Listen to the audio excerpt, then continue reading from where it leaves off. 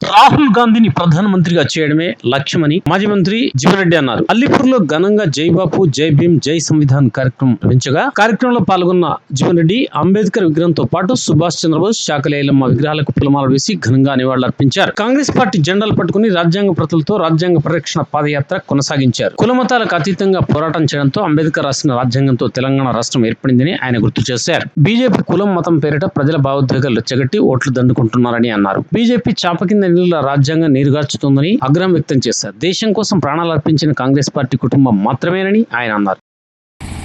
వాస్తవంగా అందరూ కూడా ఆశ్చర్యపోతారు, ఇది ఏంటి జై బాపు, ఈ జై బాపుని ఎందుకు ఎంచుకున్నారు, ఈ జై భీముని ఎందుకు ఎంచుకున్నారు, ఈ జై సంవిధాన్ని ఎందుకు ఎంచుకుంది కాంగ్రెస్ పార్టీ. मसला बहुत है पर ये 3 मसलों के मुद्दे को కైకుంటారు. జై బాబు అంటే మహాత్మా గాంధీ గారు ఏదైతుందో, ఈ భారతదేశ స్వతంత్రానికి ఏదైతుందో, మన రాజకీయాలకు అతీతంగా యావత్ భారత సమాజాన్ని కదిలించి ఈ దేశానికి స్వాతంత్రం సిద్ధింపజేసింది ఆ బాపూజీ మహాత్మా గాంధీ గారు. కాబట్టి ఏదైతుందో మనం అనుభవిస్తున్న ఫలానికి ఏదైతుందో నాంది పలికింది ఆ బాపూజీ గారు. కాబట్టి ఆ బాపూజీ గారు ఒకసారి తలుచుకోవాలనేటువంటి ఒక ఆలోచనతో మరి వారి పేరు ఈ కార్యక్రమం రూపొందించుకోమని చెప్పి, అదే జై భీమ్, జై సంవిధాన్, మనం సాధించుకున్న స్వతంత్రానికి ఏదైతుందో ఆ ఫలాలు అనుభవించే విధంగా భవిష్యత్ తరాలకు ఏదైతున్నదో ఒక రాజ్యాంగం అంటే ఒక దిక్సూచి.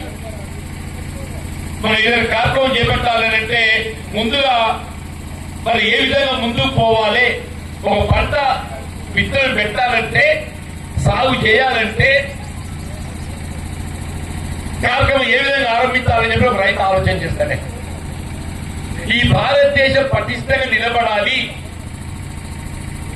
అనే ఆలోచనతో ఏదైతుందో, ఈ భారతదేశం పటిష్టంగా నిలబడటానికి కావలసినటువంటి ఒక ఈ ప్రజాస్వామ్యయుతంగా నిలబడాలి, దాన్ని పునాది చేసే విధంగా మన రాజ్యాంగ పీఠికను అందించింది మరి ఆ జై భీమ్ అంబేద్కర్ మహాశయుడు. కాబట్టి ఏదైతుందో జై భీమ్ అని చెప్పారు.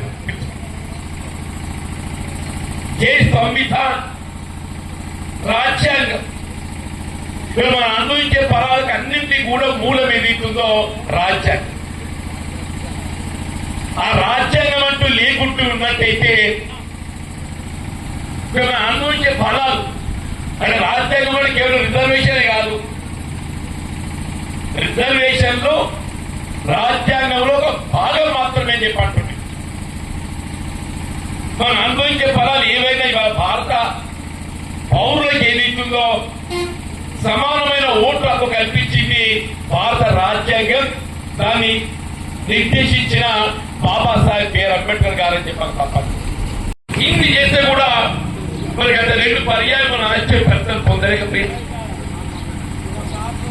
తెలంగాణలో టీఆర్ఎస్ పార్టీ ఒక ఉద్యమ పార్టీగా భావించి 2 పర్యాలు అవకాశం ఇచ్చింది. మరి 2 పర్యాలు ఉద్యమ పార్టీగా అవకాశం కల్పిస్తే మరి రాష్ట్ర భవిష్యత్తు ఈ యువకుల ఆకాంక్ష నెరవేర్చడం వాళ్ళ బాధ్యత అవుతుందా కాదా? 10 సంవత్సరాలు ఏదైతుందో ఈ విద్యార్థులు ఇంట్లో యువత ఆకాంక్ష నెరవేర్చడంలో వైఫల్యం చెందడంతో ప్రజలు మార్పు కోరి ఆ మార్పులో భాగం వల్ల రాష్ట్రంలో కాంగ్రెస్ ప్రభుత్వం ఏర్పడింది. గడిచిన 10 సంవత్సరాలు ఏ తెలంగాణ రాష్ట్రం అభివృద్ధిలో నిర్లక్ష్యం కావడం జరిగిందో దాన్ని మనం పునర్నిర్మించుకునే విధంగా రాష్ట్రంలో కాంగ్రెస్ పార్టీకి అవకాశం ఇచ్చిందండి. దాని పర్యవసానం మా మహిళల ఆడపిల్లలకి ఏదైతుందో ఉచిత రవాణా సౌకర్యం, ఏ వ్యవసాయ పొలాలకు ఉచిత విద్యుత్ సౌకర్యం పొందుతామో మరి గృహ అవసరాలకు కూడా ఉచిత విద్యుత్ సౌకర్యం పొందే విధంగా ఏదైతుందో 200 యూనిట్ల వరకు వీళ్ళు మన రాష్ట్రం గ్రామంలో క్రమ కాదే. మన అల్లిపూర్ గ్రామాన్ని ఉదాహరణ తీసుకుంటే నాకు తెలిసిన 12 మందికి కరెంటు బిల్ లేదా, 12 మందికి అనుకున్నాం. అమ్మాయి కరెంటు బిల్ మాపైతే చెప్పండి, మీరు కాంగ్రెస్ పార్టీ చేసి చూపెట్టిందని చెప్పండి. మరి వంట గ్యాస్ ఏదైతుందో 500 రూపాయలకి మనం కల్పింపజేయబడే విధంగా మరి కార్యక్రమాన్ని అమలు తెచ్చిందని చెప్పండి. మీరు సన్న రకం వడ్లకి ఏదైతుందో మద్దతు ధరకే పరిమితం కాకుండా మద్దతు ధర పైన 500 రూపాయలు ఇచ్చే విధంగా కార్యక్రమాన్ని అమలు చేస్తుంది. ఈ విధంగా ఏదైతుందో మన రాష్ట్రాన్ని అభివృద్ధి పదం తీసుకోవాలనే భావన సంకల్పంతో ఇవన్నీ చేస్తూ కూడా రాజ్యాంగాన్ని పరిరక్షింప చేసుకోవడం ప్రధాన బాధ్యత భావించి రాహుల్ గాంధీ గారు ఏదైతుందో ఒక విధంగా ఒంటరి పోరు అని చెప్పంటున్నా.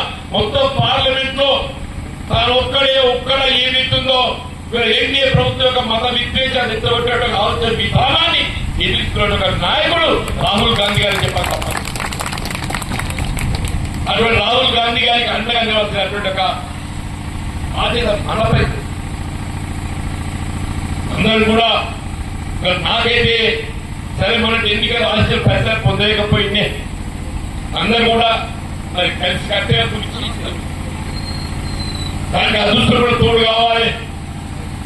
ఫలితం ఏమైనా కానీ ఏది ఇస్తుందో మనం ఏ మాత్రం కూడా ఆశ్చర్యం లేదని చెప్పి అంటున్నా. ఫలితం ఏ విధంగా వచ్చినా మనం ఏ మాత్రం కూడా ఆశ్చర్యం లేదని చెప్పి అంటున్నా. 2014లో మన ప్రతిపక్షాలు ఉన్ననాడు కూడా ఏదైతుందో ఒక అధికార పార్టీ ఏ విధంగా పనిచేస్తుందో ఆనాడు సోదరి మాధవి జడ్పీటీసీ ఉండే, కేసీఆర్ గారు ముఖ్యమంత్రి ఉంటే ఒప్పించి మెప్పించి రాయకల్ మండలానికి మార్గదర్శకంగా బాగా ఏదైతుందో ఉత్తర ద్వారం తెచ్చేటట్టు కోర్లపల్లి వంతెన మంజూరీ 70 కోట్ల మంజూరు పొందినట్టుగా ఘనత మనది అని చెప్పాడు. అభివృద్ధి అనేది సంకల్పంగా, సంకల్పం ఉంటే ఏదైనా చేయొద్దు అని చెప్పట్టు నేను. మనం ఏ హోదా లేకుండా సంకల్పం ఉంది అని చెప్పట్టు నేను. ఈ జగిత్యాల నియోజకవర్గాన్ని యావత్ తెలంగాణ రాష్ట్రంలో అగ్ర స్థానం నిలబెట్టే ఒక సంకల్పం నాకుంది అని చెప్పండి. దయచేసి ప్రతి వేదిక మాకు ఇవాళ రాహుల్ గాంధీ గారు మార్గదర్శకుడు, మాకు రాహుల్ గాంధీ గారు మార్గదర్శకుడు అని చెప్పండి. రాహుల్ గాంధీ గారి ఆలోచన విధానం మాకు మార్గదర్శకం అని చెప్పండి.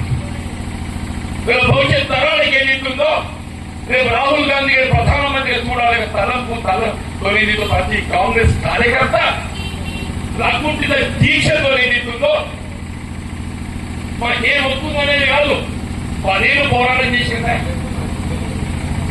ఇంకా ఏమి చెప్తాం. 10 సంవత్సరాలు పోరాటం చేసాం మనం.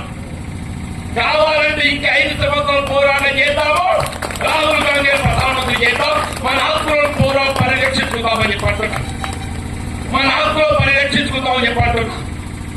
దయచేసి దానికి అందరూ సిద్ధంగా ఉండాలని చెప్పని నేనైతే సిద్ధమైన మీ సంగతి చెప్పాలి. నేనైతే జీవితం చివరి క్షణం వరకు నా ఏకైక లక్ష్యం ఏదైతుందో కాంగ్రెస్ పార్టీ రాహుల్ గాంధీ గారి ప్రధానంగా చూడాలని తలంపుతోనే మనం ముందుకు పోవాలి.